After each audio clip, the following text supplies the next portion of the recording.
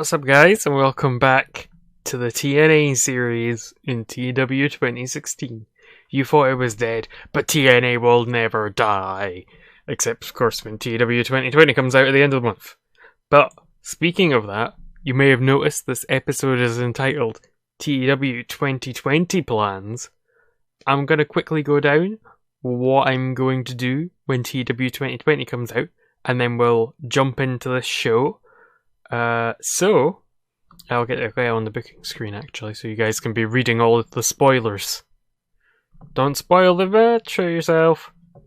So, to start off with, you might not have noticed this, or you might have, because I've been spamming it a lot. I have a charity live stream coming up, the 30th of April. I said 1993, but that's when I was born, so it better not be then. I'll be streaming good old TEW, except it's new TEW, so I don't know why I worded it like that.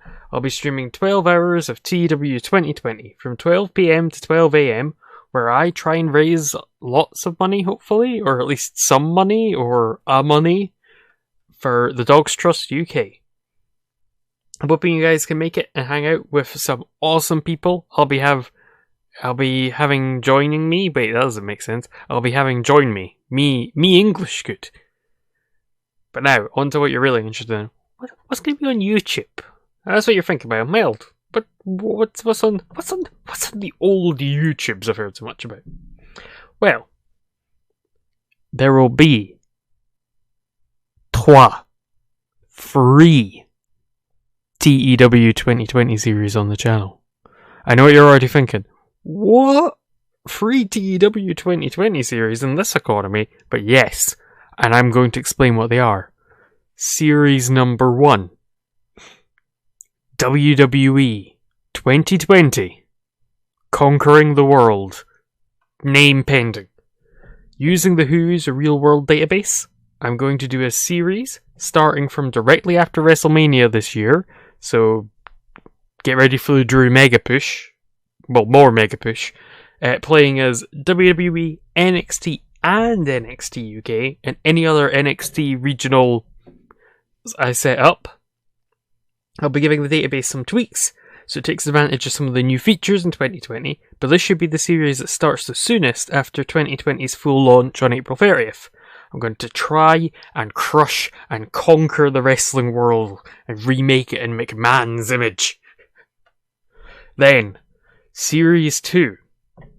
Now this is a fun one. WCW Hulkamania Edition Reloaded. You guys may remember this series I ran a year or so ago, taking WCW in 1994 and playing them from a Hogan-orientated point of view, making them all Hogan-based. I had big plans for the series, but sadly real life got in the way, and I never got back into it. However, there's a newly added feature in TEW 2020, literally announced today, as I'm recording this, of cinematic matches, like the Final Deletion, the Boneyard, and the Firefly Funhouse match. This would be perfect for this Hogan series and all the crazy stuff I have planned for it. So this series will be rebooted and restarted in TEW 2020. It's going to get really wacky. For each episode, it's going to be presented differently as well. So for each episode, I'll edit up a little cinematic version, probably in a similar style to the Fire Pro story mode cutscenes, if you've seen that, where like it's a background and PNGs of people come up and what they're saying comes up, rather than just, going, oh, in a match, Hulk Hogan defeated Sting or something like that, because that's lame. Whereas, I want to go into detail and have all the weird shit, I did consider streaming the booking, but I think that would take the shock out of some of the surprises I have planned, and I had planned on possibly doing it as a written diary, but on the Grey Dog forums you're only allowed one written diary at a time, I believe, and I want to save it for something else, I think. It'll be something very different, and obviously it'll take a while between each episode, because I'm not just relying on what I put in the game, I then have to edit it, add sound effects and all that wacky stuff. But hopefully it will be something really different and something really fun and kind of wacky and unique in the world of TEW stuff, you know?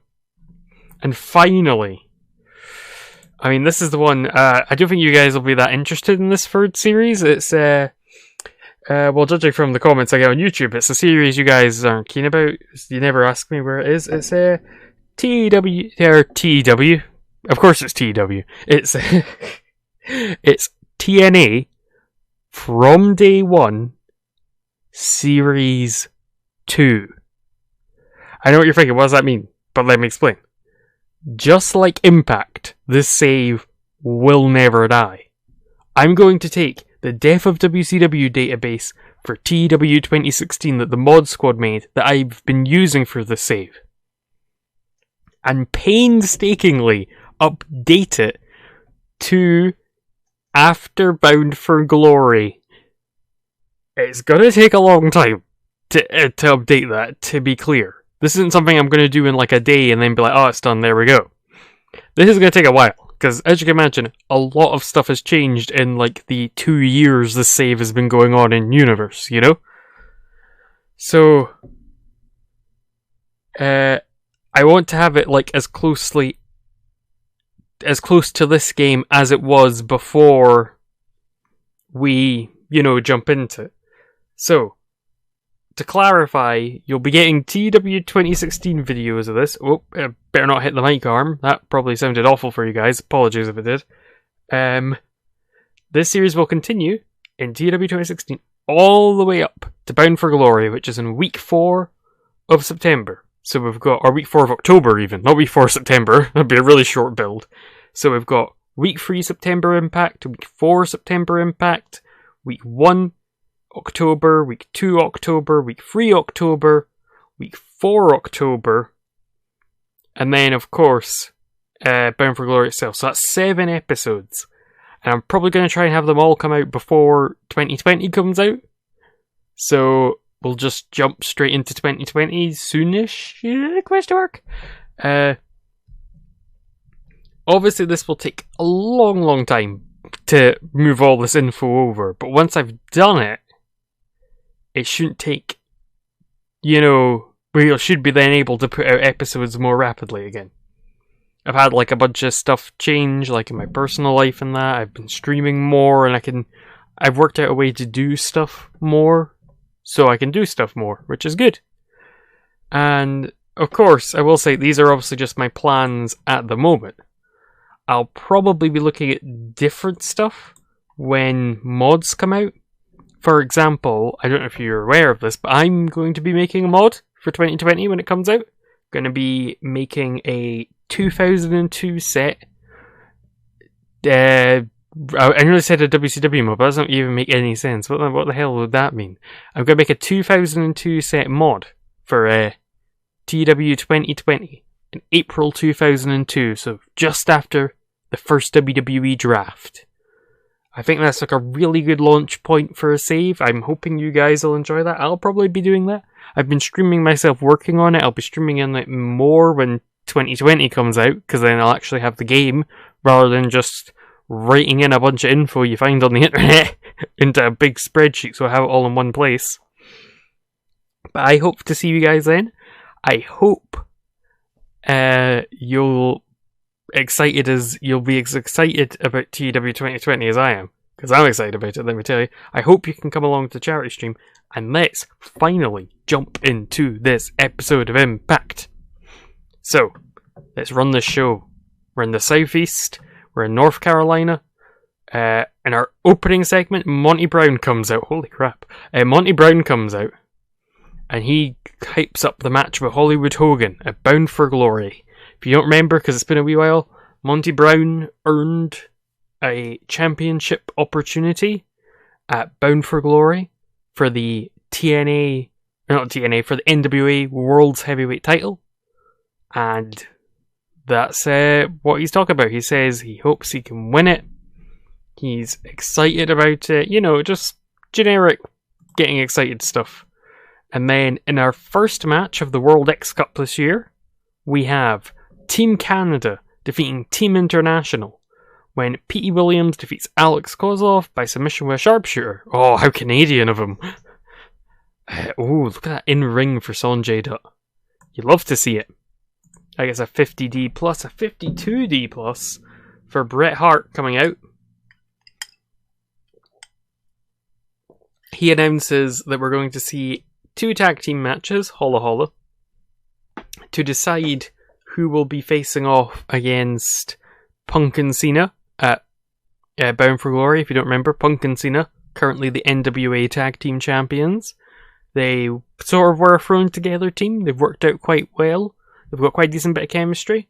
So they'll be facing the winners of Daniels and Kaz Hayashi, who are one of our most successful teams, against Norman Smiley and Scotty the Hottie, the Wiggly Worms. And we've got Abyss and the Vampire Warrior versus James Storm and not mentioned Chris Harris. Imagine Chris Harris is at the end here. It's a 52D plus, that's a bit disappointing. And about that had subpar wrestling and non-existent crowd heat, that's sad. Team Japan defeated Team UK.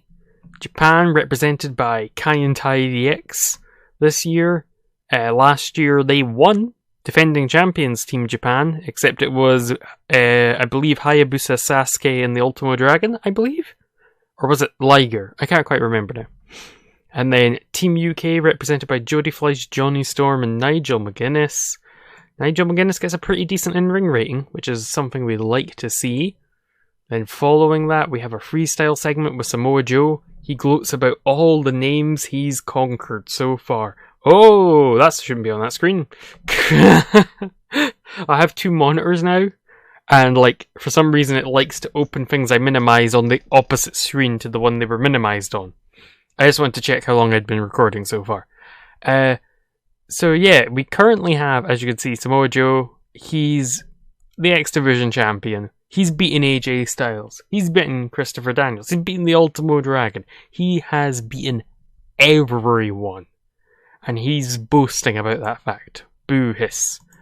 Then our first qualifying match for the tag team title match at Bound for Glory. AMW defeat the Disciples of the New Church when James Storm defeats the Vampire Warrior with the 8-second ride. Look at that. 62 and 61 in ring for James Storm and Abyss. That's pretty good to see. RVD cuts a promo on his match with AJ Styles. If you don't remember, RVD was sort of a good guy, betrayed TNA like a scumbag, and sided with Hulk Hogan, Hollywood Hogan, and his sinister group Icons, which now comprises of RVD, Hogan, and Jarrett and Francine, as their valet, as it were. Previous members include Kevin Nash, Scott Hall, and Conan for one night only.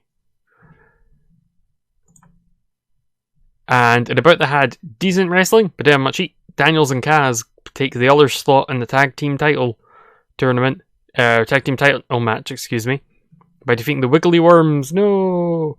And Daniels pinned Norman Smiley with the last rites. The last rites. The last rites. And speaking of last rites, Carino. He's mocking Rey Mysterio. I believe Carino won their last match, but he's Rey Mysterio's a nobody. I could beat him in any type of match. I could beat him, in a cage match. I could even beat him in a last man standing match. And then booyaka booyaka, out comes Rey Mysterio, and he's like, I accept your challenge. And everyone's like, oh! And if that isn't a money segment, I don't know what is. And speaking of money segments, Jeff Jarrett defeats BG James. And during the match, we also had Abyss run in, and he attacked BG James for some reason. I'm sure we'll find out more about that as we go on through this little run-up to Bound for Glory. And then in our main event segment, Hollywood Hogan and Monty Brown run into each other backstage. A big argument breaks out, and they have to get pulled apart by road agents and staff as they're yelling insults at each other. And everyone's like, whoa, this is crazy. There you go, our popularity's increased in 10 regions with a nice rating of 69. So I'll end the episode here, because I think there's probably spoilery emails and messages I might get. I hope you're glad to see this series back. I hope you're excited about TEW 2020. I hope you're looking forward to getting like so many episodes of this, because I want to get them all out before TEW 2020 comes out, and I have a limited period of time to do that. So you're going to get a lot of episodes of this game, let me tell you. But yeah, I'll see you in the next episode. Bye!